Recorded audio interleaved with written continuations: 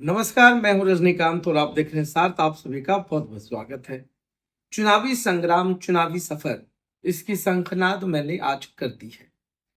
हर विधानसभा का विश्लेषण होगा, हर विधानसभा की जो कमियां हैं उस पर भी बात की जाएगी। आज हम बात कर रहे हैं नालंदा के बिहारशरीफ विधानसभा 172 की। यह विधानसभा में वर्तमान विधायक हैं डॉक्टर सुनील कुमार, और कुल वोटर्स जो हैं 3,88,369, जिसमें पुरुषों की संख्या 2,02,243 है और महिलाओं की संख्या 1,86,104 है। साथ ही अगर थर्ड जेंडर की बात करें तो 22 वोटर्स। कुल मिलाकर के बिहार शरीफ नालंदा जिला का मुख्यालय भी है। भाजपा से डॉक्टर सुनील विधायक हैं। यह खाता में कभी राजद के नाम भी रहा है। पूर्व विधायक पप्पू खान यहां से विधायक रहे और यह तब का दौर रहा है जब समीकरण त्रिकोणीय रहा। इस बार बिहारशरीफ विधानसभा में बहुत ही दिलचस्प मुकाबला देखने को अभी तक मिल रहा। बात करें कैंडिडेट्स की तो सबसे ज्यादा अगर कहीं लंबी लाइन है, लंबी फहरिस्त है, तो वो राजद में है।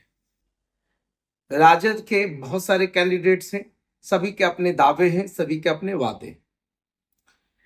पूर्व विधायक पप्पू खान हो या उनकी पत्नी आफरीन सुल्ताना, दोनों पर राजद ने दाव आजमाकर देख लिया है। पप्पू खान का अपना एक वोट बैंक रहा है और साथ में पप्पू खान की एक अपनी छवि रही है। खास करके अगर अल्पसंख्यक समुदाय की हम बात करें तो पप्पू खान उनके काफी आइडियल चेहरे माने जाते रहे थे।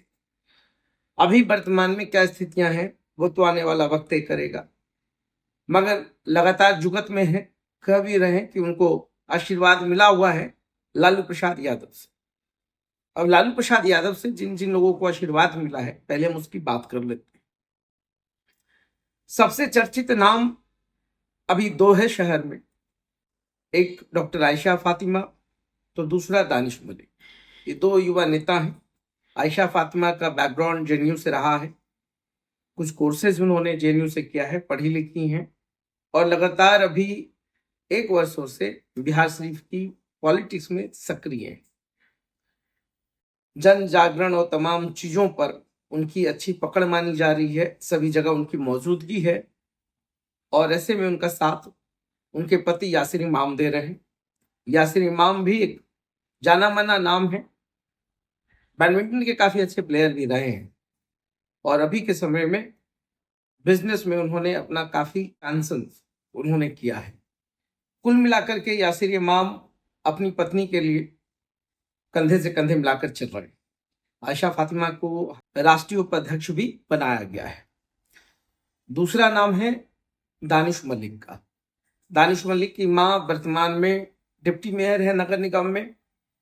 दानिश मलिक युवा चेहरा है और तमाम राजनीति में सक्रिय होने का दावा भी करते रहे हैं।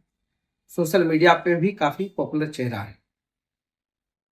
हाल फिलहाल राजद को ज्वाइन किया, इससे पहले जदयू और जदयू के बाद जनसुराज, जनसुराज के बाद राजद। आखिरकार इन्होंने राजद का दामन थामा है। इनका भी दावा है कि लालू प्रसाद यादव का इनको भी आशीर्वाद मिला हुआ है और बहुत सारे सोशल मीडिया पे फोटोज वायरल हुए हैं जिसमें वो लालू प्रसाद यादव के साथ दिख रहे हैं। जो सबसे चर्चित चेहरों की मैं बात कर रहा हूं, जिनके ऊपर दावों की और वादों की बात होती है, तीसरा एक नाम है सुनील साव का। सुनील साव शहर के कारोबारी हैं, बिजनेसमैन रहे, पिछले बार हार चुके हैं और खास करके वैसे समाज में उनकी पकड़ ठीक ठाक मानी जाती है। नाम जरूर है रेस में। चौथा नाम है अनिल कुमार अकेला। मुझे लगता है कि आर्थिक रूप से ये सभी कैंडिडेट से थोड़ा सा नीचे होंगे, क्योंकि अनिल कुमार अकेला व्यवसायिक प्रकोष्ठ का बहुत दिनों से राजनीति करते रहे हैं, राजद के सिपे सलार हैं, राजद में कई वर्षों से हैं और राजद का झंडा बुलंद करके आज भी वो सड़कों पर जरूर दिख जाते हैं। अनिल कुमार अकेला भी एक चेहरा है। हालांकि उन्होंने कभी खुलकर नहीं कहा, मगर एक नाम मार्केट में चर्चा में इनका भी है। अब अनिल कुमार अकेला की पकड़ क्या है पार्टी लेवल पर, वो अनिल कुमार अकेला बेहतर जानते हैं। दावा तो ये भी करते हैं कि सर्वे में उनका भी नाम है और उम्मीद है कि उनको भी टिकट मिल जाए। एक और नाम है मनीष कुमार यादव। रोटरी क्लब में फिलहाल सचिव की भूमिका में है और होटल एसोसिएशन और तमाम जो बड़े बड़े मैरिज हॉल एसोसिएशन है उसमें भी काफी सक्रिय है। वर्तमान में उनकी भी भूमिका देखी जा रही है राजद की ओर से और उनका भी दावा है कि वो भी रेस में। मूल रूप से पत्रकारिता करने वाले मनीष कुमार यादव आज राजद के रेस में वो भी दिख रहे हैं। ऐसे वो कुछ नाम हैं जो राजद की ओर से संभावित हैं। जो एक सबसे बड़ा चेहरा आंकड़ा का है राजद में वो भी है, नाम है रजनीश कुमार सिंह। अभी तक फिलहाल वो राजद में है, चुनाव लड़ने के मूड में है। टिकट मिलता है या नहीं मिलता है वो इस पर निर्भर करता है, मगर पिछले नगर निगम चुनाव में 22,000 वोट ला करके इन्होंने भी सबको आश्चर्यचकित कर दिया। कुमार सिनेमा के मालिक बउआ सिंह जी के बेटे हैं। साफ सुथरी छवि रही है और काफी शालीनता और काफी सौम्य विचार के व्यक्तित्व हैं। ये भी अपनी किस्मत को आजमाने की कोशिश कर रहे हैं, अगड़ों की वोट को प्रभावित कर सकते हैं। ऐसा चर्चा है कि अगर निर्दलीय खड़ा होते हैं तो इससे भी कुछ नुकसान हो सकता है। कुछ क्या, बड़ा नुकसान हो सकता है जो वर्तमान विधायक। मगर कुछ सूत्रों से अगर यह भी जानकारी मिल रही है कि अगर पार्टी टिकट नहीं देती है तो वो नहीं लड़ेगा। ये कुछ नाम हैं राजद की ओर से, चर्चित नाम हैं, हर के दावे हैं और हर के वादे हैं। जो सबसे बड़ा चेहरा इन तमाम चीजों से इतर है वो है मनोज कुमार ताती। वर्तमान में मेयर पति हैं, अनीता देवी इनकी पत्नी है। मेयर चुनाव में मनोज कुमार ताती ने अपनी शालीनता से, अपने सिंप्लिसिटी से सभी का दिल जीता था। खैर, मेयर का और डिप्टी मेयर का चुनाव, नगर निगम का चुनाव एक डिफरेंट मोड का चुनाव था। ये विधानसभा का चुनाव है और सभी का जो गढ़ है वो रहुई माना जाता है, क्योंकि रहुई में सबसे ज्यादा वोट है और जिसको प्रभावित करने के लिए हर कोई अपने अपने दाव को रहुई पे जरूर फेंक रहा है। पर इन सब के बीच में मनोज कुमार ताती इधर सोशल मीडिया पर कुछ दिनों से वो निर्दलीय उम्मीदवार अपने आप को घोषित कर चुके हैं। तो क्या कुछ होगा यह भी एक समय बताएगा क्या कुछ होगा। हम कुछ और भी नाम हैं चर्चाओं में, निर्दलीय से लड़ेंगे या तमाम चीज, तो जनसुराज पीछे क्यों रहेगा। हालांकि जनसुराज की ओर से दो नामों का बहुत बड़ा दावा है। एक मुखिया है, दूसरे नगर निगम के पहले मेयर रह चुके दिनेश कुमार। दिनेश कुमार कुशवाहा जाति से आते हैं, वर्तमान विधायक भी कुशवाहा जाति से और दून पब्लिक स्कूल के प्रोडक्ट है। पढ़े लिखे हैं, पहले मेयर रहे हैं, अच्छे बैकग्राउंड से हैं। दिनेश कुमार के ऊपर भी पार्टी या दिनेश कुमार का जो एक्टिविटीज दिख रहा है मार्केट में, उससे लगता है कि वह भी एक रेस में व्यक्ति हैं। मगर जनसुराज किसको खड़ा करती है यह देखना दिलचस्प। इधर कुछ दिनों से बजरंग दल के कुंदन कुमार का भी नाम चर्चा में है। कुंदन कुमार ने भी घोषणा किया कि वो चुनाव लड़ेंगे। हालांकि चुनाव आते आते सारी परिस्थितियां, समीकरण, सब कुछ बदल जाएगा। जो लंबी फहरिस्त है राजद की, जिसमें सभी को आशीर्वाद लालू प्रसाद यादव और तेजस्वी से मिला हुआ है, अब तो देखना होगा कि प्रसाद किसी एक को ही मिलना है। तो इसमें बहुत सारे नाम हैं और इस नाम के हिसाब से सबके दावे हैं, सबके वादे हैं। डॉक्टर सुनील कुमार बीजेपी से विधायक है, जदयू से भी रहे हैं। डॉक्टर सुनील कुमार का अपना एक वोट बैंक रहा है, क्योंकि बीजेपी और जदयू साथ में है। महागठबंधन का मतलब मोदी और नीतीश कुमार दोनों है। तो ऐसे में निश्चित तौर पर डॉक्टर सुनील को बहुत फायदा मिलने के आसार दिख रहे हैं। मगर जहां तक बात मुद्दों की करते हैं, तो पिछले कई वर्षों में, या मुझे याद ठीक से नहीं है, आजादी के बाद से अब तक की हम बात करें तो बिहार शरीफ का जो मुद्दा है, जो मुझे लगता है जो सबसे ज्यादा प्रभावित करता है लोगों को आम दिनों में, एक तो पार्किंग की समस्या इस शहर के लिए सबसे बड़ी समस्या है। नगर निगम स्मार्ट सिटी के बाद भी अब तक यह मुद्दा सुलझ नहीं पाया। ना तो पार्किंग स्थल है और ना तमाम चीजें। पब्लिक इससे काफी परेशान हो। पब्लिक को बताया जाए कि पार्किंग स्थल कहाँ है, तो इतने सालों से विधायक, अभी वन पर्यावरण परिवर्तन मंत्री भी हैं डॉक्टर सुनील कुमार, और मंत्री जी विधायक भी हैं, स्थानीय विधायक हैं। लोगों की मांग है कि सड़कें जो बनी हैं उसको भी एक बार देख लिया जाए। सड़कें बनी हैं, 2-3 महीनों के बाद उस सड़कों में गड्ढे भी दिख रहे हैं, जो नीचे का मटेरियल है वो बाहर आ चुका है।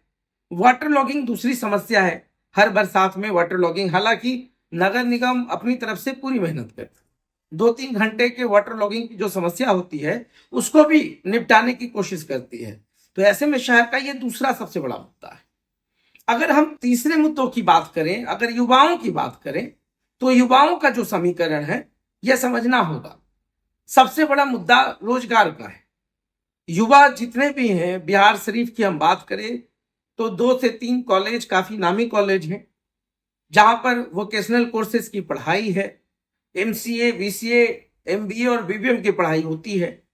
अब ऐसे में एमबीए का अगर हम छात्रों की बात करें तो अगर 500 बच्चों ने एमबीए की डिग्री हासिल की है तो प्लेसमेंट के नाम पे जो बड़ी कंपनियां अन्य जगहों पर आती है वो बिहार शरीफ में अभी तक देखने को नहीं मिला। दूसरी जो कम्युनिकेशंस की बात होती है, क्वालिटी स्टडीज की बात होती है, मैनेजमेंट की बात होती है, वो भी बच्चों को मुहैया नहीं कराया जा सका। इसके पीछे जो कुछ फैक्टर्स हैं, अगर हम आईआईएम की तुलना करें तो संभव नहीं है कि आप नालंदा कॉलेज को या नालंदा के किसी कॉलेज को वहां से तुलना कर सकते हैं। वहां के जो प्रोफेसर्स हैं, जहाँ के फैकल्टी हैं, लेक्चरर्स हैं, उन हाई पेड सैलरीज पे हैं, और उन लोगों का जो तनख्वाह है, या जो यहाँ पर एमबीए की पढ़ाई हो रही है, यहाँ पर जो लोग हैं कहीं ना कहीं परंपरागत ढंग से पढ़ाने वाले लोग हैं, या आउटसोर्सिंग के नाम पर या आउटसोर्सिंग के कारण वो कॉलेजों में क्लासेस ले रहे हैं, जिसका असर बच्चों के तमाम स्किल्स पे पड़ता है। तो स्किल बेस्ड जो पढ़ाई होती है उससे कहीं ना कहीं ये समस्याएं आ रही हैं, जिसके कारण से बच्चों को बहुत ज्यादा रोजगार से कनेक्ट नहीं कर पाया जा रहा है। ये भी बहुत बड़ी समस्या है। बात करें पूरे बिहार शरीफ की महिलाओं की, लड़कियों की, बाजार है मगर संकीर्ण गलियां हैं। अब इसमें कितना बदलाव किया जा सकता है वो तो मुझे नहीं पता, मगर बदलाव नहीं हो पाता है। सोशल लाइफ बिहार शरीफ में जितना होना चाहिए वो नहीं है।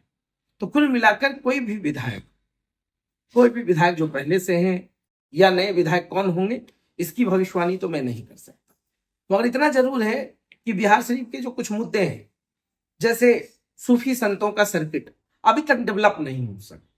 2 बड़े समानांतर या कहें कि आगे पीछे के जो बड़े संत गुजरे हैं, जिसमें बाबा मनीराम का नाम आता है, दूसरा मखदूम जहां का नाम आता है, हजरत मखदूम शेख सरफुद्दीन अहमद यामिनी रहमतुल्लाह अलैह।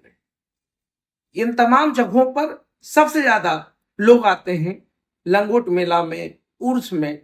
बावजूद इसको जिस तरीके से डेवलप कर करके इसको सूफी या संत सर्किट को डेवलप करके पर्यटन का एक आयाम तैयार किया जा सकता था, वो नहीं हो पाया। बात करें लोकल जो मार्केट्स हैं वो काफी डेवलप्ड है। किसानी, खेती, ये तमाम बिहार शरीफ की एक रूह है, एक आत्मा है।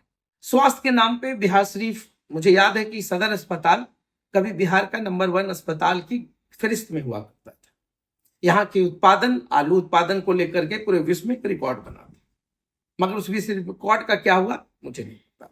स्वास्थ्य की बात करें तो सदर अस्पताल में आज भी स्पेशलाइज्ड डॉक्टरों की कमी, और ये सबसे बड़ी कमी है। रेफर का खेल जारी रहता है, मगर सदर अस्पताल फिर भी बहुत अच्छी सुविधाओं के साथ लैस है, सिवाय एक स्पेशलाइज्ड डॉक्टर्स होने चाहिए, जिसके कारण से आज भी लोगों को पटना जाना पड़ता है। इस रेफर के खेल में सबसे ज्यादा नुकसान किसी का होता है तो वो है गरीब या जरूरतमंद लोगों का। इससे भी बड़ी जो समस्या है वो जाम की है, और जाम की समस्या से हम निजात आज तक नहीं ले पाए। यह जरूरी नहीं कि हर बात हम प्रशासन या विभाग को दें, मगर ये जाम जो है सबसे बड़ा मुद्दा है, और जाम पर अब तक बिहार शरीफ में के लोगों को निजात नहीं मिल पाया है। आप डॉक्टर्स कॉलोनी, भराव पर, महल पर, जहां भी बात करें, ठीक है, सिविक सेंस अपना भी डेवलप होना चाहिए, ट्रैफिक सेंस खुद का भी डेवलप होना चाहिए, मगर आखिर जाए तो कहाँ जाए? टोटो चालकों का भी एक अलग हिसाब किताब है, टोटो चालकों की संख्या, मगर व्यवस्थित होना चाहिए। अभी सुप्रीम कोर्ट ने स्ट्रे डॉग्स की बात की थी, आवारा कुत्तों की बात की थी। बिहार शरीफ में वो भी बहुत ज्यादा देखने को मिलता है। पिछले 6 महीने के आंकड़ों की पर नजर डालते तो 10,000 से अधिक लोगों को रैबीज का इंजेक्शन लगा हुआ है, एंटी रैबीज। आप सोचिए कि उमूमन 40 से 50 लोग प्रतिदिन आवारा कुत्तों का शिकार होते हैं, मगर इस ओर भी किसी माननीय का ध्यान नहीं किया। तो ये बिहार शरीफ के कुछ बेसिक मुद्दा हैं जो कि हवेबाजी से तय नहीं किए जा सकते, सोशल मीडिया से तय नहीं किए जा सकते। इन तमाम चीजों पर काम करना होगा, इन तमाम चीजों पर वादों के साथ गंभीरता लानी होगी। चुनाव एक ऐसा प्रक्रिया है जो अब तक बिहार में खास करके जातिगत रहा है और धर्म के हिसाब से रहा। वर्गों का अलग समीकरण है, अगड़ों की अलग मांग है, और इस बार बिहार शरीफ विधानसभा चुनाव में बहुत कुछ होना बाकी है। ये सारे वोट बैंक जो हैं बिहार शरीफ में खास करके, वो हर चीज को तय करता है। तो बिहार शरीफ विधानसभा में चेहरे अनेक हैं, लंबी फेरिस्त है, सबको लालू जी का आशीर्वाद है, मगर अभी तक बीजेपी की तरफ से कोई ऐसा नाम नहीं आया है। हालांकि मन में आज सबके हैं, दिल में आज सबके हैं, कुछ ऐसे नाम हैं जिसको अभी डिस्क्लोज नहीं किया जा सकता, मगर उनके दिल की इच्छा होती है कि वो भी बिहार विधानसभा का चुनाव लड़े, मगर खुलकर नहीं बोलते हैं। तो ऐसे तमाम चीजों पर हमारी निगाह है। ये जो चुनावी समर है, इस पे हम लोग प्रतिदिन बात करेंगे, हर विधानसभा का विश्लेषण करेंगे। उसके बाद हार जीत तो रिजल्ट के बाद फाइनल होता है, मगर फिर मैं कहूंगा कि जो बुनियादी बातें हैं, जो बिहार शरीफ की बुनियादी बातें हैं, मुद्दे हैं, उस पर ध्यान देना पड़ेगा, उस पर सभी को ध्यान देना होगा। बाकी पोस्टर, बैनर और तमाम चीजों से चुनाव कुछ हद तक प्रभावित करता है, मगर जो जेन्युइन मुद्दे हैं उस पर बात सभी को करनी होगी, चाहे वो वर्तमान विधायक हो या विधायक का चुनाव लड़ने वाले उम्मीदवार हो या जो पूर्व के विधायक लड़कर जा चुके हैं। ऐसे भविष्य को तलाशने के लिए आज बिहार शरीफ की हम बात कर रहे हैं। हर विधानसभा की बात के बाद फिर हर दिन हम 2 लोगों के बीच में जाएंगे और जानने की कोशिश करेंगे कि उनका विधायक कैसा होना चाहिए, हर वर्ग से बात करेंगे। फिलहाल विश्लेषण में आज बिहार शरीफ विधानसभा की बात हुई है, इतना ही रखते हैं। फिर किसी दिन और मुद्दों पर बात होगी चुनाव से संबंधित, फिर देखेंगे किस विधानसभा में क्या उलटफेर होने वाला है, और देखना होगा, दिलचस्प होगा कि इस बार राजद किसको टिकट देती है। रेस में सबसे बड़ा नाम कौन है, कौन लालू और तेजस्वी का दिल जीत कर लेकर जाएगा, यह भी देखेंगे। तो देखते रहें साथ। बहुत बहुत धन्यवाद।